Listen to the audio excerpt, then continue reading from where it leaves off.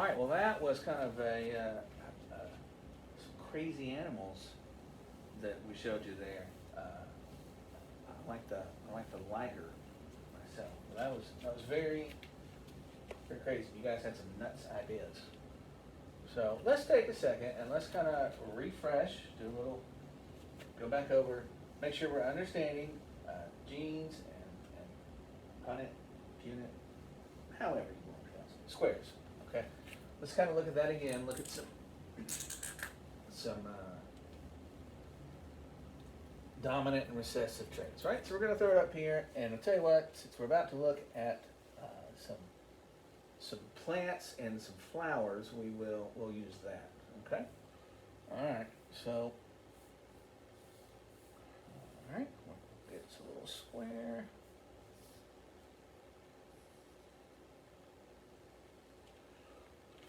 Okay. So up here, let's do. We'll have.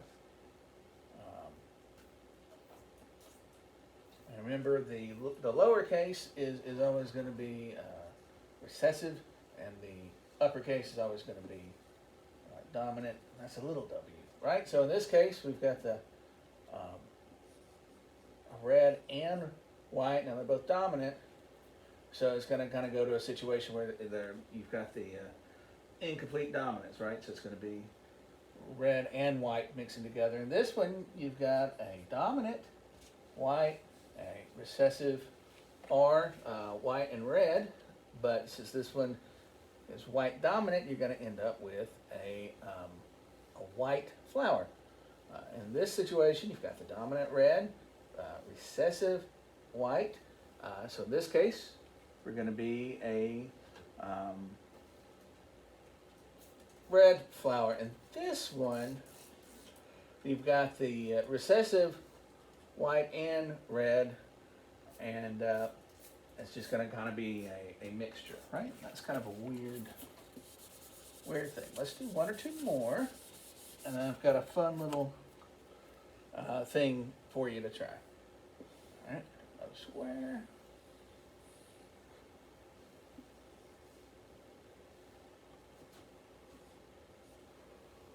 And we will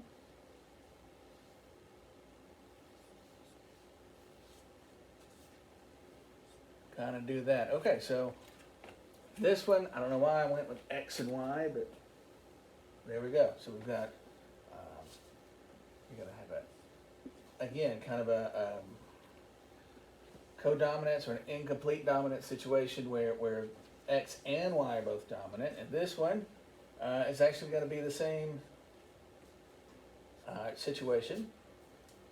And then we go up here and we've got a dominant X and a recessive Y, and then the same combination again, right?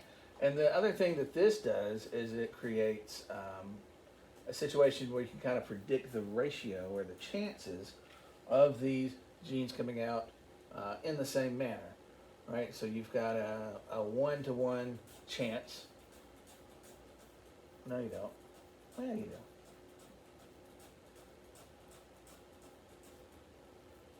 Actually, no, you don't. It's going to come out dominant the whole time. All right. All right, let's see. What else do we have here? Okay, so let's, if you'll get out your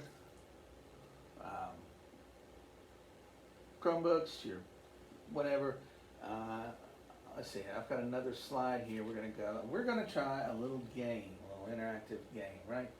So if you will go to the link I sent you earlier, this was a website built by Arizona State, and it's really interesting. So we can kind of play a little game and run some scenarios on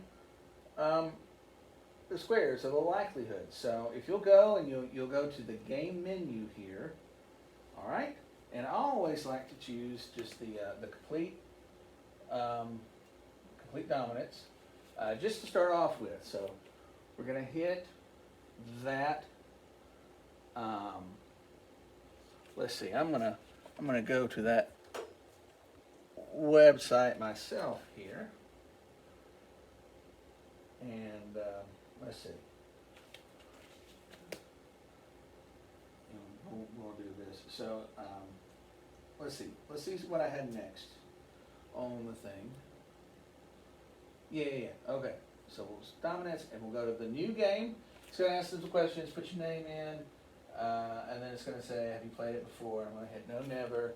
We'll go to the next one, and I'm out of order already. Incomplete dominance. Okay. All right. And the next thing we have here. That's where I checked it. All right. Next. Okay. So in this one, it's really interesting. It's got create a garden of blue and white flowers with a 101 genotype. Okay, so what I want you guys to do is I want you to get on your phones, or I'm sorry, get on your devices, and you'll work your way through, and then I want you to let's practice logging in and selecting what type of dominance we're going to solve for. And then it's going to give you different challenges when you log in. Okay, and so this one, 101, and then let's see, next screen. So that's your first screen I've got here. Next screen that we come to here, it's going to ask you to select your parents, and so of the flowers. So if you'll look, you've got the phenotype, you've got blue, and looks like it's got two dominant blue traits to it, and then you've got genotype white with two recessive. So that's what you have. And so what we have to do is we have to figure out, is this the combination of what's going to give us that 1-to-1 ratio, or do we need to select a different flower? Now for some reason, I told you guys I was having some connection issues here, but for some reason the don't have a slot for the flower collection. But if you'll hit this tab on your phone, it'll pull up and you can swap out the different flower collections to figure out which one you want to go with. And then once you have that picked out, let's see, I think the next screen on here, yeah, you'll have your garden, and then I think one more screen, I believe. Yeah. And so then it's going to show you, after you plant your garden, exactly what the outcome is. Okay, so this is a really good, not real life, but kind of real life scenario where you're predicting what the phenotypes are going to be, and you kind of see how it works out. And then if it doesn't work out, if it's not what you wanted, like this one isn't, then we'll just go in, we'll clear garden, and you can go back up to the list, and then I'm going to reset the parent plants and try another combination, and this will allow you to do it until you get a real good sense of what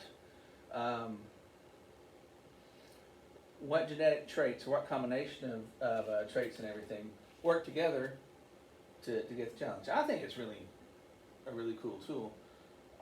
So what I want you to do is, here in a second, I'm going to have you guys kind of group off. We're going to get together, and let's see if each little group that we end up choosing here can do 2 gardens, and then we'll kind of display up or talk about everybody's results and get a plan going. Does that make sense to everybody? Yes. Yeah, okay. All right, so that's what we'll do. So, one more time, just to kind of review in this situation, if you had and you guys may want to do this when you're doing the exercise, write out the dominant and recessive traits, okay? And you can kind of plan it out. So if I'm doing this, I've got 2 dominant, I've got a dominant in every quadrant there. So that's not going to give me 1-to-1. That's just a 1 in that one. So then maybe we go back and we kind of play with it there. we do a dominant recessive, and you know, I forgot how to write things on the board. Yeah. Wow. Ah.